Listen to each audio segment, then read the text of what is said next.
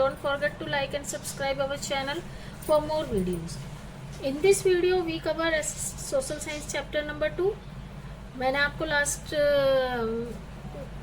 समझाया था last video में ओशियन एंड कॉन्टिनेंट्स में कि ओशियन क्या है, डिजास्टर मैनेजमेंट क्या है, फ्लोरा फौना क्या है. इसके आगे हम अब करते हैं कॉन्टिनेंट्स.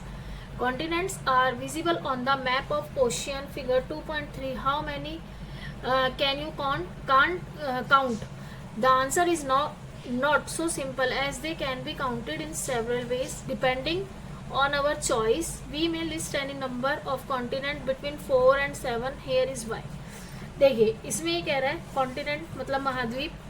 कॉन्टिनेंट क्या होते हैं? कॉन्टिनेंट जैसे इसमें बोला है 2.3 ये वाली, ये देखिए रहा world map showing the 5 ocean rear conventional boundaries and the continents. ठीक है, तो इसमें ये बोल रहा है कि उसमें जो दिखाई देते हैं आप कितने गिन सकते हैं.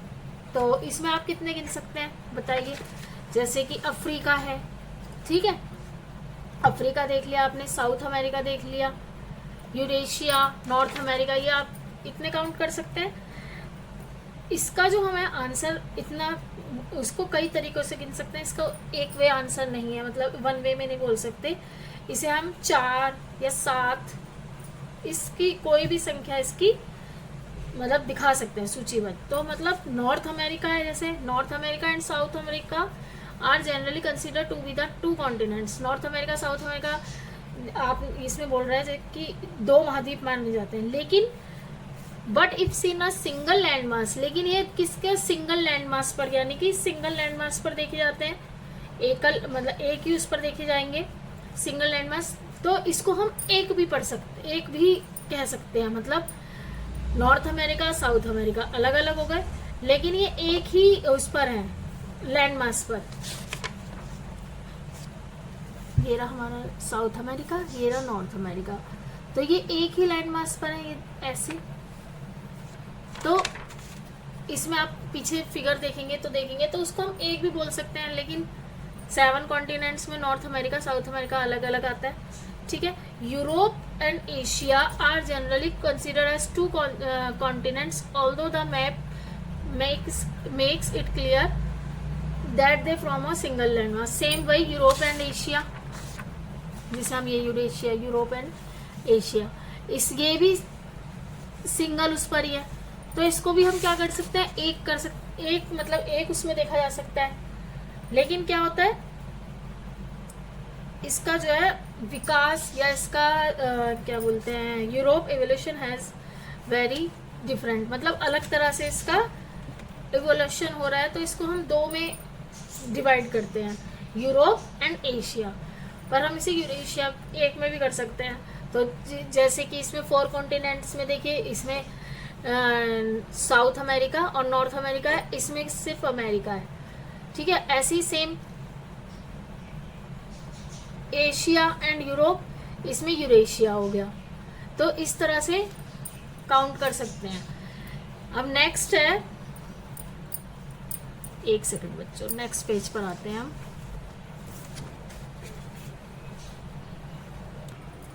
From Asia, which is why they can be seen as 2 continents. Geologists, however, often regard them as a single continent called Eurasia. Africa and Eurasia are generally regarded as 2 continents, but sometime as 1.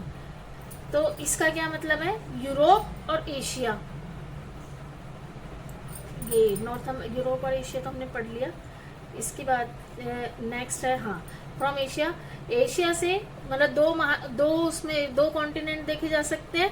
पर जो हमारे geologist हैं, मतलब जो geologist वही होते हैं जो हमारे भूविज्ञानिक, जो साइंटिस्ट होते हैं, जिन्हें ये जो रिसर्च करते हैं हमारी पृथ्वी पर क्या क्या चेंजेस, मतलब जियोलॉजिस्ट यही होंगे, क्या क्या चेंजेस हो जाते हैं, कौन से कॉन्टिनेंट पर क्या हो रहा है, कौन से ओशन में क्या चेंजेस आ रहा है, तो वो उसकी स्टडी करते रहते हैं, तो उन्हें जियोलॉजिस्ट बोलते हैं.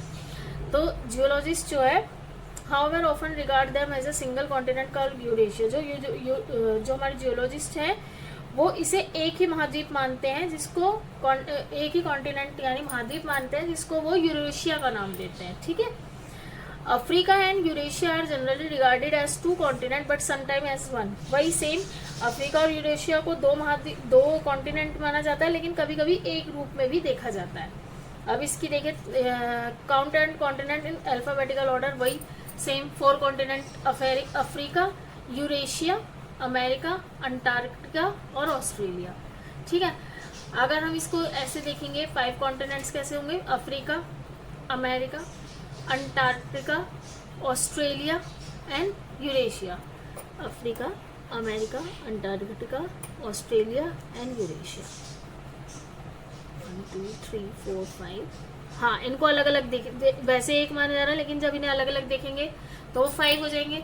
6 में क्या है देखिए, Africa, Antarctica, Australia, Eurasia, north America, South America, जो मैंने आपको इस पेज पर दिखाया था फिगर 2.3 में है। तो ये एक ही लैंड मास पर नॉर्थ और अमेरिका ये दोनों, लेकिन इन्हें अलग अलग देखा जाएगा। 7 कॉन्टिनेंट जो हम आज तक पढ़ते आए हैं, Africa, Antarctica, Asia, Australia, Europe, north America and South America. तो ये आपको बताया है। तो 7 कॉन्टिनेंट्स हम भी पढ़ते आए हैं, लेकिन हमारे जो जियोलॉजिस्ट हैं उन्होंने यूरेशिया जैसे इनको एक माना है, अफ्रीका और यूरेशिया ये दोनों सेम कॉन्टिनेंट है, बट इन्हें भी एक ही उसमें गिना जाता है। In practice the last list of 7 continent is the one most widely adopted and use. वही जो लास्ट के 7 कॉन्टिनेंट्स हैं उसे ही हम लोग उपयोग, मतलब हमसे अगर पूछा जाता है कितने कॉन्टिनेंट्स हैं तो ऑब्वियस है सब 7 ही बोलते हैं, तो इसी ही स्टार्टिंग से ही नहीं माना जाता है। डोंट मिस आउट, इसे क्या मिस नहीं कर सकते हम। You may have seen the 5 Olympic ring. अब देखिए ये किस चीज का साइन है, 5 ये रिंग्स हैं किस चीज का है ये ओलंपिक गेम्स जब हमारे होते हैं तो आपने देखा होगा उसका साइन है। तो ये क्या है, ये हमारे महाद्वीप जो ये छल्ले हैं, ये सर्कल सा है, ये हमारे 5 जो है कॉन्टिनेंट है। कौन से, Africa, America, Asia, Australia and Europe. ठीक है, ये रिंग्स हैं जो हमें रिप्रेजेंट करती हैं 5 inhabit continents, Africa, America, Asia, Australia and Europe. इतना समझ में आया। Now let us look at the diagram on page 36 which is based on the list of 7 continents. It does not show their actual shape but their relative size. मतलब हम अब 36 page पर जो देखेंगे उसमें हमारी 7 कॉन्टिनेंट्स लिस्ट दिखाई गई है। ये उनका एग्जैक्ट वो नहीं है, एक्चुअल शेप नहीं है, पर उनका रिलेटिव साइज दिखाते हैं। देखिए जूलॉजिस्ट होते हैं जैसे भूविज्ञानी, हाँ ठीक है। अब देखिए इसमें क्या दिखाया है, देखिए north America, South America, Antarctica, Africa, Australia, Asia, Europe. 1 2 3 4 5 6 7, वही 7 कॉन्टिनेंट्स। अब इसमें बोला है let's explore counting the number of square, name the largest continent and the smallest. तो हमें इनके स्क्वायर्स काउंट करने हैं, उसमें हमें बताना है कि कौन सा लार्जेस्ट है और कौन सा स्मॉलेस्ट है। तो आप बताइए कैसे बताएंगे, इसमें आप कैसे बता सकते हैं। तो इन्हें काउंट करेंगे 1 2 3 4 5 6 7 8 9 10 11 12 13 14 15 16 17 18 19 20 21। ये क्या आया हमारा 21। अब नेक्स्ट देखते हैं 1 2 3 4 5 6 7 8 9 10 11 12 13 14 15 16 17 18। तो ये क्या दिखा रहा है हमारा 18 है ये। नेक्स्ट है 1 2 3 4 5 6 7 8 9 10 11। ठीक है, 1 2 3 4 5 6 7 8 9 10 11 12 13 14 15 16 17 18 19 20 21 22 23 24 25 26 27 28 29 30 31 32 33 34 35 36 37 38 39 40 41 42 43 44 45 46 47 48 49 50 51। तो हमारा क्या आया इसका आंसर, लार्जेस्ट कॉन्टिनेंट एशिया। क्या आया हमारा लार्जेस्ट कॉन्टिनेंट एशिया, जो सबसे ज्यादा जिसके स्क्वायर्स हैं। सबसे स्मॉलेस्ट आई थिंक ये होगा 1 2 3 4 5 6 7 8 1 2 3 4 5 6 7 8 9 10 11 12 13। तो हमें क्या है इसका सबसे छोटा जो कॉन्टिनेंट है हमारा, ये है ऑस्ट्रेलिया। तो यहाँ पे आप लिख देंगे name the largest continent is Asia, smallest is Australia. Which one is larger, north America और साउथ अमेरिका। अब हमें इन दोनों को काउंट करके बताना है कौन सा ज्यादा, मतलब नॉर्थ अमेरिका बड़ा है, साउथ अमेरिका, अफ्रीका या नॉर्थ अमेरिका। तो पहले हम नॉर्थ अमेरिका 1 2 3 4 5 6 7 8 9 10 11 12 13 14 15 16 17 18 19 20 21, ठीक है। और साउथ अमेरिका कितना है 1 2 3 4 5 6 7 8 9 10 11 12 13 14 15 16 17 18। तो कौन सा हुआ इनमें से, नॉर्थ अमेरिका बड़ा हुआ, अफ्रीका एंड नॉर्थ अमेरिका 1 2 3 4 5 6 7 8 9 10 11 12 13 14 15 16 17 18 19 20 21 22 23 24 25 26 27 28 29 30। तो कौन सा हुआ हमारा बड़ा, अफ्रीका हमारा नॉर्थ अमेरिका से बड़ा हुआ। अंटार्कटिका एंड ऑस्ट्रेलिया, अंटार्कटिका तो ऑब्वियस है ये कम है, तो अंटार्कटिका उससे बड़ा हुआ। तो इसमें अंटार्कटिका हो जाएगा, इसमें हमारा क्या था, अफ्रीका, ठीक है। अब है recolour and diagram by having a single colour for Europe and Asia and rename the result of Eurasia, compare its size with South America. अब हमें क्या करना है, इन दोनों का सेम कलर करके उसको अगर हम यूरोप और एशिया को मिला के करेंगे तो वो यूरेशिया हो जाएगा। और ये क्या होगा, यूरेशिया हमारा किससे कंपेयर, साउथ अमेरिका से बड़ा हो जाएगा। ये इन दोनों को मिला देंगे तो यूरेशिया हो जाएगा, और ये एक सबसे बड़ा वो बन जाएगा, क्या बन जाएगा, यूरेशिया सबसे बड़ा single colour, Europe and Asia rename the compare size of south America. Same वही एशिया और यूरोप में सेम कलर करके, और उसमें हमें इसको दिखाना है इसका size with South America. South America को एक तरफ ड्रॉ कर देंगे और इनको एक तरफ ड्रॉ कर देंगे, तो ये क्या बन जाएगा, हमारा आंसर हो जाएगा ये। तो ये यूरेशिया बन जाएगा सबसे बड़ा। अब इसके बाद है write down the list of continent from the smallest to the largest. Smallest to the largest यानी कि पहले सबसे छोटा लिखना है, फिर उससे बड़ा, फिर उससे बड़ा, फिर उससे बड़ा, फिर सबसे बड़ा। तो आपको पता है सबसे छोटा इनमें से क्या था, ऑस्ट्रेलिया। पहले आप लिखेंगे ऑस्ट्रेलिया, ठीक है, सबसे बड़ा ऑस्ट्रेलिया था, वो सॉरी सबसे छोटा ऑस्ट्रेलिया था। उसके बाद है हमारा यूरोप, यूरोप के बाद क्या आएगा हमारा, अंटार्कटिका,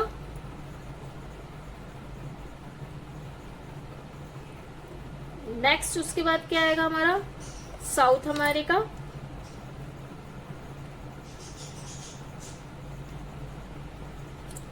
देन उसके बाद क्या आएगा हमारा, नॉर्थ अमेरिका। इस तरह से मतलब इसे आपको सॉल्व करना है। देन उसके बाद आएगा हमारा अफ्रीका, एंड सबसे लास्ट में आ जाएगा हमारा एशिया जो सबसे बड़ा है, ठीक है। इसके बाद ये तीनों क्वेश्चन आपने कर लिए। अब इसके नेक्स्ट पढ़ते हैं हम आइसलैंड। आइसलैंड, आइसलैंड को हिंदी में वैसे द्वीप बोलते हैं, आपने देखा भी होगा क्या। आइसलैंड आपने लक्ष्य, अंडमान निकोबार, ये भी आइसलैंड है। लक्षद्वीप भी हमारा आइसलैंड है, ये आपने ये देखिए ये figure, Lakshadweep island, Andaman and Nicobar island. तो ये होते हैं हमारे island. If you have carefully observe 2 maps earlier in this chapter, वही जो मैंने आपको दिखाया था 2.2, यही है ना, हाँ यही है 2.2 एंड 2.2 ये 2.2 एंड 2.2 एंड 2.3, ये 2.3। तो इसमें आपने क्या देखा है कि इसमें जो छोटे छोटे जमीन के टुकड़े हैं ना, ये अर्थ के जो लैंड के जो छोटे छोटे टुकड़े हैं, इसमें भी और इसमें भी छोटे छोटे ये जो टुकड़े हैं, ठीक है, ब्राउन कलर के। तो इसमें क्या है, ये जो छोटे से पीसीज होते हैं इसके, observe you have notice that, हाँ, कॉन्टिनेंट्स के अलावा यहाँ कर, ये जो कॉन्टिनेंट्स है इसमें इंक्लूड नहीं होते। जो छोटे छोटे some smaller pieces of land are left out, जो बच जाते हैं और पानी से घिरे होते हैं, उसके चारों तरफ पानी पानी होता है, तो वो जो साइड होती है वो क्या कहलाती है हमारी आइसलैंड, द्वीप।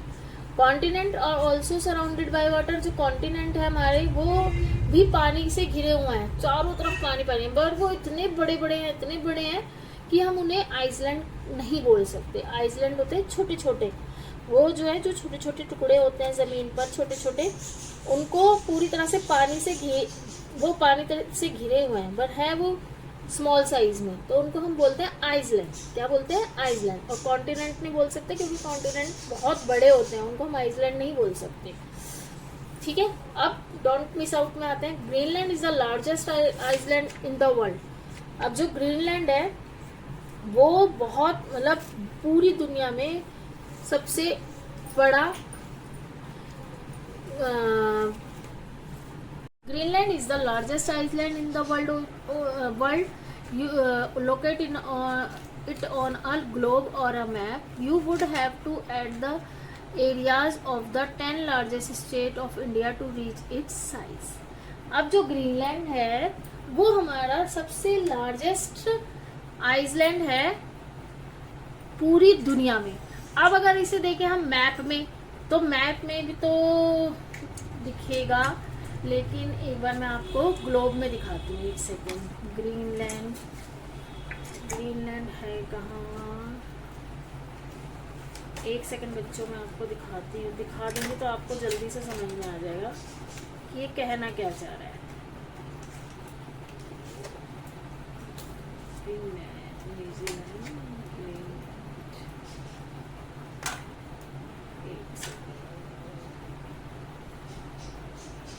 इसको मुझे ढूंढना पड़ेगा, लेकिन मैं आपको वैसे बोल बोल के समझा भी देती हूँ कि ग्रीनलैंड जो है, आप क्या बोल सकते हैं कि पूरे वर्ल्ड का सबसे लार्जेस्ट आइसलैंड ग्रीनलैंड है। किस तरह से? अगर हम इंडिया की जो लार्जेस्ट स्टेट होती है ना, उनको अगर हम 10 गुना कर दें, 10 स्टेट ऐड करेंगे हम, एक द लार्जेस्ट जो स्टेट है उनको 10 टाइम काउंट करेंगे या 10 लार्जेस्ट स्टेट को प्लस करेंगे, तो उनका जो एरिया आएगा ना वो हमारा ग्रीनलैंड आइसलैंड है। ठीक है। India has more than 1300 small island. India के पास, मतलब इंडिया में बोल सकते हैं 1300 स्मॉल आइसलैंड है। ठीक है, लेकिन जो 2 मेजर हैं, जो जिनको ज्यादा बोला, जो सभी लोग जानते हैं, 2 जो मेजर ग्रुप्स हैं, अंडमान और निकोबार, यहाँ पे भी लोग बाग अपना घूमने जाते हैं आइसलैंड पर, and the Bay of Bengal, Andaman and Nicobar island in the Bay of Bengal and Lakshadweep island in the Arabian सी।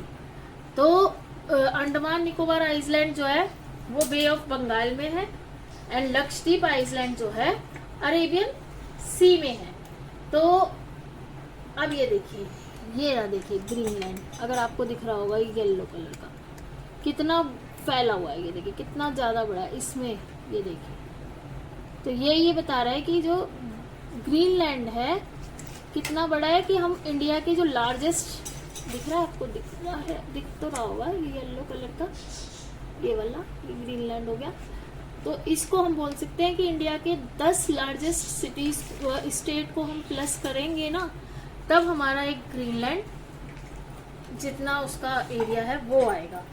ठीक है, इंडिया का आपको बता दिया थे। Since 1981 the Indian Antarctica programme has been exploring Antarctica, a continent with a very cold climate and harsh environment. See the white expanse at the bottom of figure 2.1 which is the mostly ice. Figure 2.1 2.2 ये देखिए, ये ice यहाँ white जो दिखे, exploring continent which is the mostly. In 1983 India established its first scientific base station there called Dakshin Gangotri.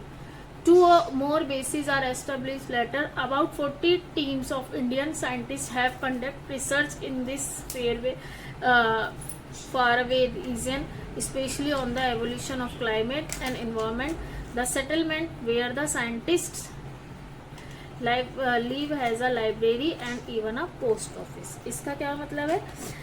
1981 में जो India Antarctica का मतलब एक इंडिया अंटार्कटिका की खोज कर रहा है कि वहाँ की जो जल वो होती है ना, क्या बोल सकते हैं, वहाँ का जो क्लाइमेट होता है, वहाँ की जलवायु क्लाइमेट इतनी ठंडी, इतनी ज़्यादा बर्फ, इसका अगर आप देखेंगे 2.1 में निचला जो उसका नीचे का हिस्सा है ये वाला पूरा, ये देखिए है ना, तो यहाँ पर जितना भी फैलाव आप देखेंगे वो ज़्यादातर बर्फ है, ठीक है। तो भारत ने यहाँ पर अपना फर्स्ट वैज्ञानिक base station, scientific base station बनाया, स्थापित किया, जिसका नाम क्या रखा था? दक्षिण गंगोत्री रखा गया। क्या रखा गया? दक्षिण गंगोत्री। देखो बच्चों इसको याद रखना, क्योंकि ये भी पेपर में कई बार टीचर्स दे देते हैं कि बेस स्टेशन कौन से सन में बना, उसका क्या नाम था, ठीक है, ये सब। तो जो इंडिया के साइंटिस्ट थे उनमें जो उनकी जो 40 टीम थी, उन्होंने इस पर इतने उस पर मतलब रिसर्च करा, ठीक है। कम से कम 40 टीम्स थी इंडियन साइंटिस्ट की। क्या वहाँ का एटमॉस्फेयर, वहाँ का एनवायरनमेंट, वहाँ का क्लाइमेट, इस पर इतना रिसर्च किया। और जहाँ वो रहते हैं, जहाँ the settlement where the scientist live, मतलब जहाँ वो रहते थे वहाँ एक क्या था? लाइब्रेरी और इवन अ पोस्ट ऑफिस भी था, मतलब डाकघर कि वो लेटर वगैरह के लिए, और एक लाइब्रेरी भी थी। अच्छा बच्चों इतना पढ़ा। ओशियन एंड लाइफ जो था, अब आ गए हम ocean and life. I think ये लास्ट टॉपिक है, हाँ लास्ट है। Ocean and continents are vital parts of the environment and affect most aspect of our life.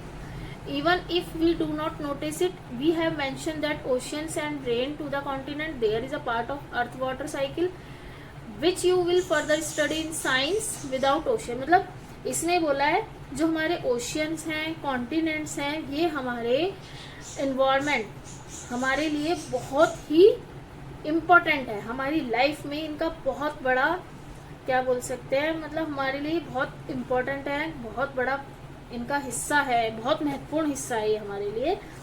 भले ही हम इसको नोटिस ना करें, लेकिन बताया है ना कि जैसे कि जो हमारे ओशियन हैं, कॉन्टिनेंट्स हैं, वो बारिश भेजते हैं। अगर हमारे पास बारिश नहीं होगी तो सारा सूखा पड़ जाएगा, हमारी पृथ्वी बिल्कुल बर्बाद हो जाएगी। तो ये हमारे मतलब a part of water cycle का हिस्सा है। इसे हम आगे पढ़ेंगे, आगे चैप्टर्स पे आएगा। तो विदाउट ओशियन मतलब बिना समुद्र और बिना ओशियन और कॉन्टिनेंट्स के, महासागर और कॉन्टिनेंट महाद्वीप के बिना। अब इसके नेक्स्ट पढ़ते हैं, एक second. Without ocean for instance there would be no rainfall, the earth would be desert. वही मैंने आपको बताया, अगर बारिश नहीं होगी तो हमारी पृथ्वी एक डेजर्ट बन जाएगी, सूखा पड़ जाएगा। More ever more than half of the world oxygen is produced by the ocean flora, which is why they are called the planet's lung. The ocean therefore play a crucial role in regulating the climate and sustaining life on Earth. मतलब वही एक एक उसका समझाओगे तो काफी वो लग जाएगा, लेकिन इसका कहने का यही वो है कि ओशियन जो है, जैसे बारिश नहीं होगी तो पृथ्वी हमारी क्या बन जाएगी? अर्थ हमारी डेजर्ट बन जाएगी। और दुनिया में जो आधी से ज़्यादा ऑक्सीजन हमें मिलती है, आधी से ज़्यादा यानी मोर देन हाफ, तो वो हमारे किससे बनाई जाती है? जो हमारे ये फ्लोरा समझाया था आपको,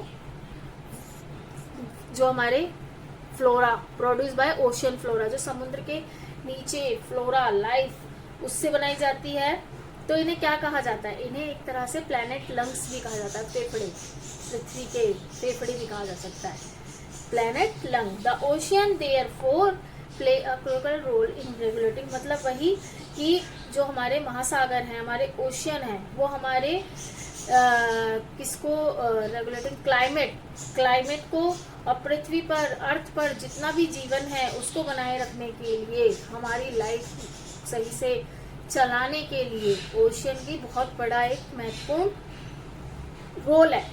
Ocean have deeply impacted humanity in many other ways. From early times, people have used ocean and sea to migrate to other regions, to trade in all kinds of goods, to conduct military campaigns, and a source of food through fishing. Ocean have also nourished the cultures of coastal people all over the world. Almost all of them have tales and legends about the sea gods and goddess, sea monster and treasure from the sea, the ocean dangers but also their blessing. इसमें क्या बोला है कि हमारे जो ocean है इन्होंने बहुत ज़्यादा बहुत अलग अलग तरीके से अलग अलग से हमारे लाइफ को मतलब एक तरह से डीपली इम्पैक्ट किया है, प्रभावित किया है। जो पुराने टाइम में लोगों ने समुद्रों का और ये हमारे ओशियन का इनका क्या यूज करते थे, जैसे मछली पकड़ते थे व्यापार करने में, भोजन का स्रोत माना गया, ठीक है। और सभी आज भी देखेंगे तो समुद्र से मिलने वाले खजाने, समुद्री देवी देवता जो माने जाते हैं, समुद्री राक्षस मॉन्स्टर, ये भी क्या इनकी भी कहानियां हैं, इनकी भी एक तरह से बोला जाता है ना, monster and treasure from the sea. देखा है आपने, कई फिल्में भी हैं। एक वो फिल्म का नाम क्या है, अरे वो मूवी है उसके काफी पार्ट्स भी हैं, वो treasure Hunt, I think treasure Hunt भी है, समुद्र के ऊपर है, समुद्री लुटेरे भी है एक मूवी, वो भी। तो मतलब एक मूवी मतलब इनकी कहानियां भी है। लेकिन आज के टाइम में हमारे जो ओशियन है वो काफी खतरे में भी है, काफी उनको, आपको पता है आजकल पॉल्यूशन इतना हो गया है, लोग बाग प्लास्टिक्स वगैरह इतना वेस्टेज समुद्रों में फेंक देते हैं, और ये काफी मतलब ओवर फिशिंग ये भी चल गया है बहुत ज्यादा। मतलब अब आप मछली पकड़ रहे हैं लेकिन आप वो मछलियां किसी मतलब ओशियन में कुछ तो करती होंगी जो हमारे लिए काफी सही रहता होगा, लेकिन आजकल लोग बाग क्या करते हैं, अपने बिजनेस करने के लिए इतनी ओवर फिशिंग करते हैं, उनको पकड़ लेते हैं और इतना उसमें कूड़ा कचरा सब डालने लगे हैं। तो ये चीज़ें थोड़ा आजकल ज़्यादा हो गई है, तो इससे ओशियन हमारे डेंजर्स में आ गए, बट ऑल्सो देयर पर वो हमारे लिए आशीर्वाद भी, उनका आशीर्वाद भी है हमारे ऊपर, ब्लेसिंग्स है। The United nation has design June at the world ocean day to remind us all of the major role the ocean plays in everyday life। हमें नहीं भी पता लेकिन ओशियन जो है हमारी डेली लाइफ में कुछ ना कुछ किसी ना किसी रूप में है। जैसे और हमारे जो यूनाइटेड नेशन है उन्होंने 8 जून को हमारा वर्ल्ड ओशियन डे घोषित किया है, मतलब मनाया जाएगा।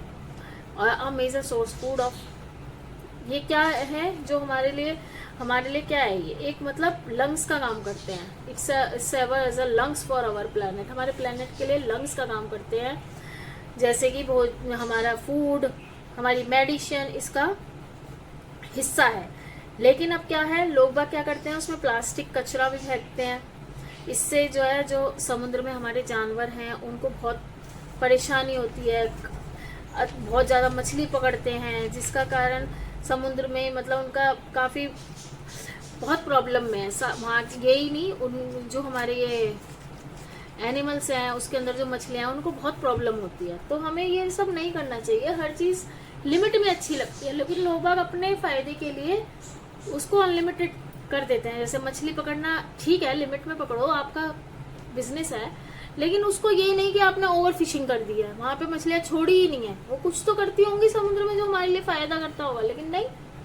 अब देखिए इसमें बस ये बताया द अर्थ सरफेस, अब ये आपने पढ़ दिया ह्यूमैनिटी। अब ये लास्ट बस बिफोर वी मूव ऑन, मतलब जाने से पहले हम एक बार आगे बढ़ने से पहले क्या करेंगे देखते हैं, बस ये लास्ट पार्ट के लिए।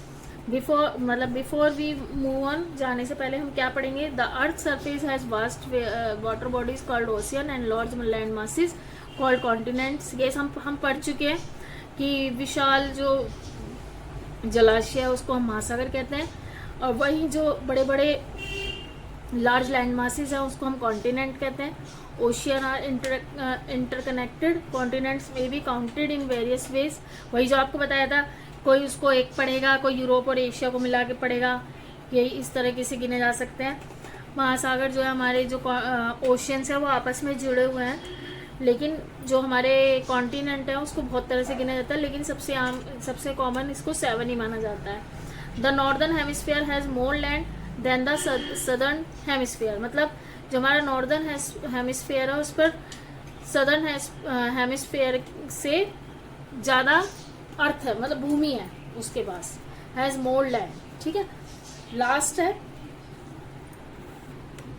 ocean support all kinds of marine life and play a critical role in the world climate. They are now seriously affected by human activity and need our collective protection.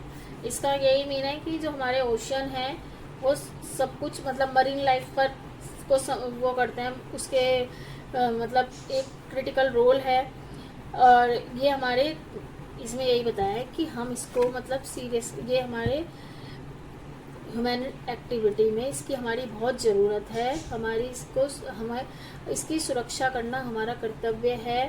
Human activity and need collective protection, मतलब इसकी सामूहिक सुरक्षा की, इसको मतलब इकट्ठे होकर इसकी प्रोटेक्शन करना हमारा काम है। ये हमारा चैप्टर ख़त्म हो गया। अगर आपको कुछ भी समझ में नहीं आया तो प्लीज़ आप बताइएगा। Thanks for watching. इसके क्वेश्चन आंसर हम 3rd में फिनिश कर देंगे, हमारा ये चैप्टर खत्म हो जाएगा। Thanks for watching. Like, share and subscribe. Keep learning, keep growing, always believe in yourself. Bye everyone.